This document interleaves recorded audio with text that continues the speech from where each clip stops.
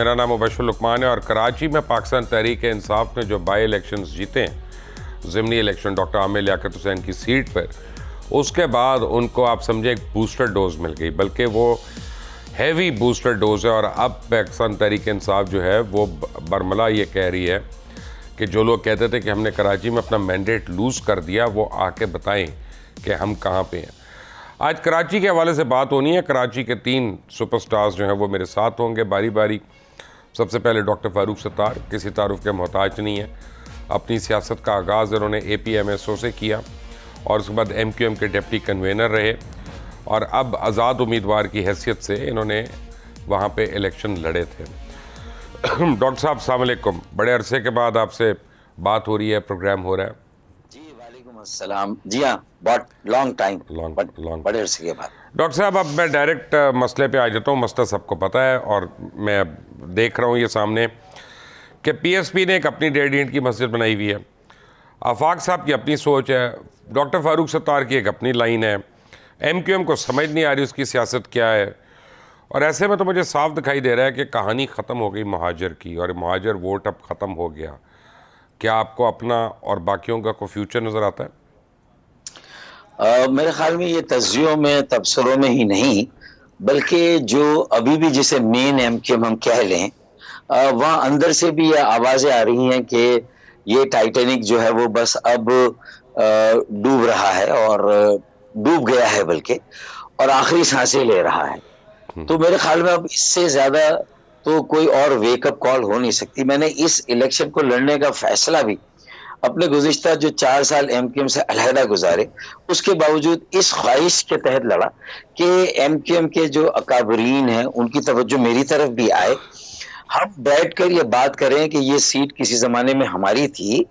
अब जिन 7 सीटों पे अब तक इक़्तिदार की सियासत कर रहे हैं, वज़ारतें वहाँ भी आपको चाहिए, यहाँ भी चाहिए, यहाँ फिर जहेज़ में गवर्नरशिप भी चाहिए, एडमिनिस्ट्रेटरशिप भी चाहिए और उसके साथ साथ शायद बहुत कुछ और भी चाहिए।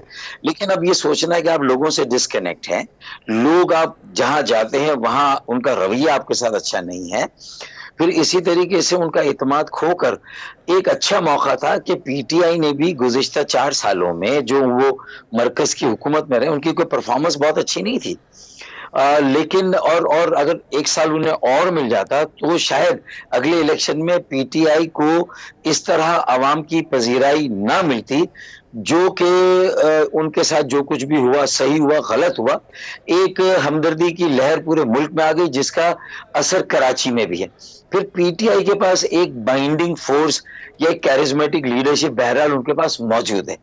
अब MQM के पास आपने खुद कह दिया हम 4 लोग हैं, एक MQM, ORC, PSP और हकीकी। अच्छा, आप यकीन माने मैं गुज़िश्ता 2 सालों से कह रहे इन चारों को एक जगह बैठना होगा, सर जोड़कर सोचना होगा। और इसीलिए जब ये हुआ तो मैंने कहा देखिए मैं इलेक्शन नहीं लड़ता, मैं पतंग के कन्ने ठीक करता हूँ, दोबारा पतंग उड़ाते हैं, लेकिन उसके लिए कुछ चीजें तय कर ले कि हम इंट्रा पार्टी इलेक्शन करा के एक 35 साल से कम उम्र के 65% अपने स्ट्रक्चर में हम 35 साल से कम उम्र के नौजवानों को ले लें। गलतियां हुई हैं उसकी माफी मांगे अपने वोट बैंक से और उसका इजाला करने का वादा करें, एक फोकस्ड एजेंडा जो है वो उसको इख्तियार करें और मेरे ख्याल में फिर लोगों से एक जो हमारी डिस्कनेक्ट है उसको दूर करें। तो इस पर खालिद मकबूल ने जब तवज्जो दी, वो आए, तो मैं खुद भी गैर रस्मी तौर पर मैंने ऐलान किया कि भाई अब कन्ने ठीक हो गए, पतंग उड़ेगी ईद की नमाज पे, बकरीद। मैंने उनके उम्मीदवार को बुला के खुद इंट्रोडक्शन नौजवानों के बल्दियाती इंतखाबात के तैयार किए, वो भी आजाद पैनल, ताले के निशान पे। मैं भी बैठने के लिए तैयार, उनको भी मैंने बिठा दिया। मेरी सिर्फ एक आखिरी जरूरत थी कि एक वर्कर इजलास करें, उसमें 1000 मेरे ओहदेदार और आपके 2000 एक दूसरे से गले मिले, तकसीम और इंतशार के तासुर को जाहिर करें, दूर करें और एक ऐलान करें कि भाई हम अपने वोट बैंक को बहुत जल्द अपने पैरों पे खड़ा करेंगे, MQM को खड़ा कर देंगे और हम अवामी राब्ता मुहिम शुरू करें। ये ऐलान करना था और बिगाड़ को दूर करेंगे, खराबी को दूर करेंगे, जो बिगाड़ की वजह है उनको थोड़ा साइड पे करेंगे। लेकिन वो 20 दिन मैंने इंतजार किया, वो नहीं हुआ, तो बहुत मजबूरी में मुझे खुद फिर इलेक्शन में कूदना पड़ा। और यकीन माने मुबशिर लुकमान, जितना ग्राउंड पे कैंपेन अगर चली है या चलाई है किसी ने, ना महमूद मौलवी ने चलाई, ना एमक्यूएम के उम्मीदवार ने, ना टीएलपी के उम्मीदवार ने, अगर चलाई तो मैंने चलाई थी। आप यकीन माने मैंने कोई कसर नहीं छोड़ी। मैंने 14 कच्ची आबादियां लीज की, सरकारी क्वार्टर्स के 4000 मकीनों को बेदखल होने से मैंने बचाया था। और ऐसी मुनाफिकत नहीं है लोगों की। कहीं वोट में भी तो एक तो रुझान पीटीआई की तरफ था, मैं इस बात को मानता हूं, जो हवा चली हुई है। दूसरा तिगड़म भी हुई है। तीसरा हमारी तकसीम। अब हमारी तकसीम का मैं आखिर बता दूं, मेरे 4000 एमक्यूएम के, 13,000, 1,500 पीएसपी के, 1000 आफाक अहमद के, ये 19,500 होते, 29,000 वोट थे महमूद मौलवी साहब के। अब उसमें 4-5 हजार हमारा वो वोट भी जो नाराज है हमारी तकसीम कैसे, जैसे तकसीम खत्म होगी 4-5 हजार वोट आ जाएगा, तो 24,000 पे तो हमारी जो है वो बड़ा क्लोज कंटेस्ट होगा, नेक एंड नेक जिसे कहते हैं कि कंटेस्ट होगा। तो हम अभी भी मौजूद है, हमारा एग्जिस्टेंस है, अर्बन वोट बैंक है। हाँ, उसमें वो जो महाजर कौमियत की जो जज्बातियत है उसको हमें थोड़ा सा कम करना है। डेमोग्राफिक चेंज है, हम कोई पोलराइजेशन कराची में अफोर्ड नहीं कर सकते। हम सारे तमाम तबकात को इसे एक कसीरुल इकाई, कसीरुल जहती सियासी अमल, असल बात क्या है कि मिडिल क्लास के पढ़े लिखे नौजवानों का एक सियासी अमल, वो अमल दोबारा कायम करना है जो कल पूरे मुल्क को भी एक नई क़यादत दे सकता है। तो असल में हमने तो अपनी इनिंग्स खेल ली, 40 ओवर हो गए, गलतियां की है, 10 ओवर रह गए, गलतियां दोहरानी नहीं है, इस मैच को बचाना है और अगले मैच के लिए टीम तैयार करनी। तो ये खुलासा है। और मैं सिर्फ एमक्यूएम से नहीं मिला खालिद भाई से, मैं मुस्तफा कमाल से भी मिला, मैं आफाक अहमद से भी मिला।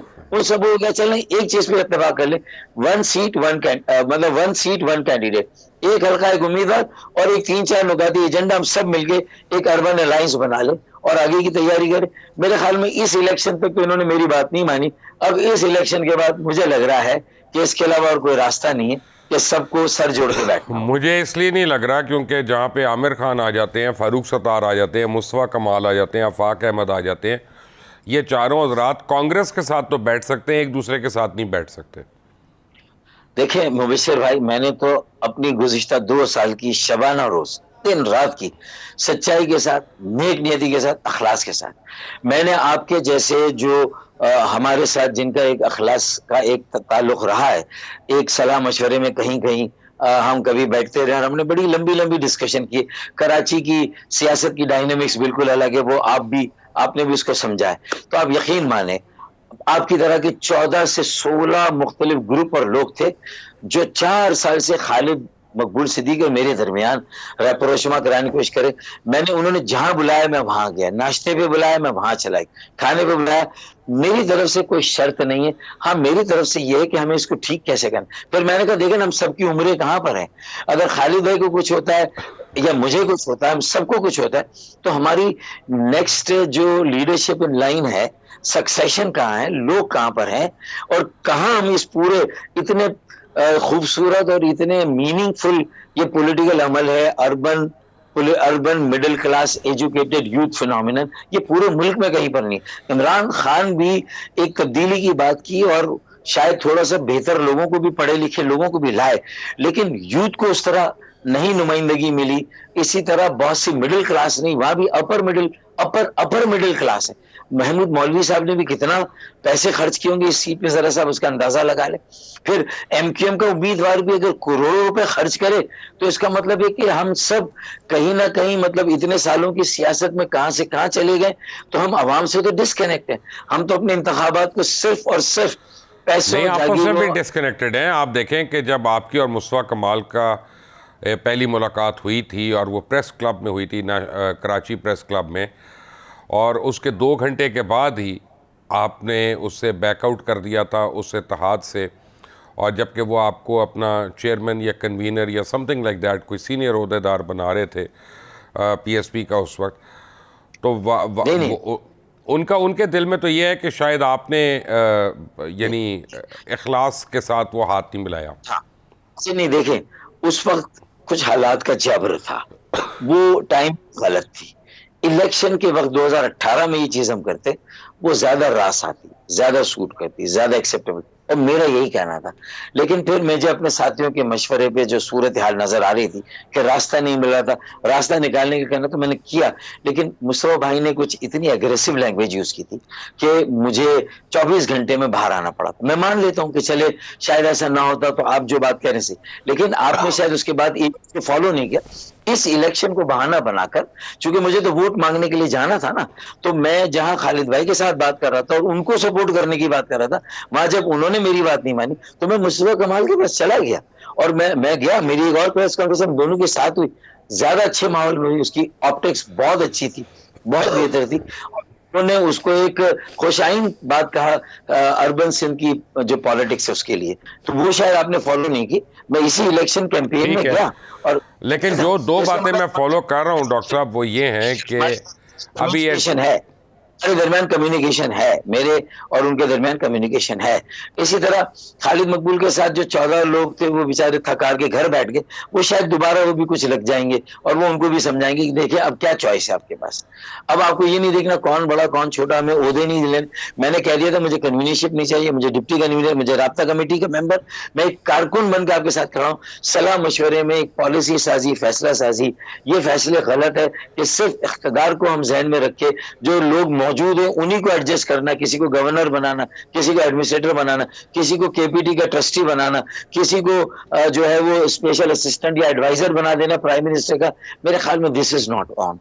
ये लोगों में बैकफायर कर रहा है, लोग मुतनफिर हो रहे हैं, बदजन हो रहे हैं, और एक अच्छा अमल जाया हो जाएगा। पीटीआई का तो आज बबल है, कल नहीं होगा। पीटीआई की अपनी लीडरशिप मौजूद है आज, कल अगर नहीं है तो पीटीआई कहां जाएगी, वो भी रेडारलेस वोट हो जाएगी। तो हम ये क्यों साबित करें कि आज हमारी वो बाइंडिंग फोर्स या लीडरशिप नहीं है जिसकी वजह से हम बिखर गए। हमें तो 35 साल में हमने भी तो कुछ सीखा, हमने भी तो कुछ सियासत की है। आज हालात और वक्त का तकाजा है कि हमें सबको मिलके एक कलेक्टिव लीडरशिप को सामने लाके एक नई लीडरशिप मिलाना, तो हमारे सामने टारगेट क्लियर होने चाहिए। प्रॉब्लम एक और है डॉक्टर साहब के, अब आप ये देखें कि जैसे पिछला इलेक्शन था लांडी में, एमक्यूएम लंदन ने बॉयकॉट की कॉल दे दी और हमने देखा कि सिर्फ 10% वोट पड़े वहाँ पे। ये जो 2 दिन पहले इलेक्शन हुआ, 3 दिन पहले, इसमें भी हमने देखा कि 5 लाख में से तकरीबन 50 या 55 हज़ार ही वोट पड़े हैं, बाकी नहीं पड़े। तो 2 चीज़ें हमें नज़र आ रही हैं। एक तो हमें यह नज़र आ रही है कि आपके अपने घरों की यूथ जो है वो पीटीआई को सपोर्ट कर रही है। मैं एमक्यूएम के बहुत ओहदेदारों को मिला हूँ जिनको ये गिला है कि उनके बच्चे जो हैं वो तहरीक इंसाफ को सपोर्ट करें, बल्ले को सपोर्ट करें। दूसरा ये कि आप माने या ना माने, मैं मानूँ या ना मानूँ, कोई और इख्तलाफ करे ये उसका हक है, लेकिन माइनस अल्ताफ़ हुसैन आप सब ने ट्राइयाँ कर ली, आप में से कोई भी नहीं चल सका। देखें मुबस्सिर लुकमान, अगर ये बात इससे अगर आगे आप बढ़ाना चाहें तो इस बात की क्या गारंटी है, मैं आपसे कह रहा हूं कि जो अल्ताफ हुसैन साहब जब क़यादत उनके पास थी तो उस वक्त भी पार्टी का बिगाड़ इस कदर हो चुका था कि 2013 में हमारे पैरों के नीचे से जमीन अच्छी खासी खिसक गई थी। ऐसा नहीं है कि उनके जमाने में उनके होते हुए जो एक क़यादत है और एक बाइंडिंग फोर्स भी है, उनका एहतराम, और शायद मुझे नहीं पता कहते हैं लोग डंडा भी था या है, तो मेरे पास तो डंडा था नहीं जब मैंने क़यादत ली थी, तो मेरा डंडा तो किसी और को शायद बनना था, और एस्टेब्लिशमेंट को भी समझना था कि उस वक्त मजीद तजुर्बों की बजाय कि सारे अंडे एक ही बास्केट में डाल दें, अब वो चाहे पीएसपी हो, वो उस वक्त फेवरेट वो थी, तो मुझे लगता है कि वो शायद शॉर्ट टर्म पॉलिसीज ने नुकसान पहुंचा है। अगर एक पैर पे कुल्हाड़ा मार दिया था एमक्यूएम के बानी ने और हमने भी एक फैसला कर लिया था तो उसको पूरा मौका मिलना चाहिए था, तो उसमें फिर बीच में रुकावटें क्यों आती? मेरी नजर में रुकावट नहीं जो एमक्यूएम वाले आज भी कहते हैं हमें हमारे दफातर वापस, अबे भाड़ में जाए दफातर, ये तो नए दफातर बना लेंगे। आजकल दफातर थोड़ी, आज तो ऑनलाइन मीटिंग्स होती है, ऑनलाइन सारा काम होता है, सारी चीजें मतलब जूम पे हो जाती हैं, तो फिर इसमें हमें दफ्तर पे बैठ के लोगों को जमा करके करना क्या है? हम कहीं भी हर 3 महीने 2 महीने 1.5 महीने में इलाके में मीटिंगें कर सकते हैं। तो मेरे ख्याल में बहुत सारी चीजें, मेरे ख्याल में मेरे लोगों को भी मैच्योर होने में, ग्रो होने में, इसीलिए मैं कहता हूं कि जितना जल्दी नई यूथ को हम अपने साथ मिल, देखिए मैंने पीटीआई की वेव के बावजूद हमारे बच्चे पीटीआई में जाने के लिए तैयार हैं, चले भी गए, उसके बावजूद इन 4 सालों में आप यकीन माने मैं एक दिन भी नहीं घर बैठा।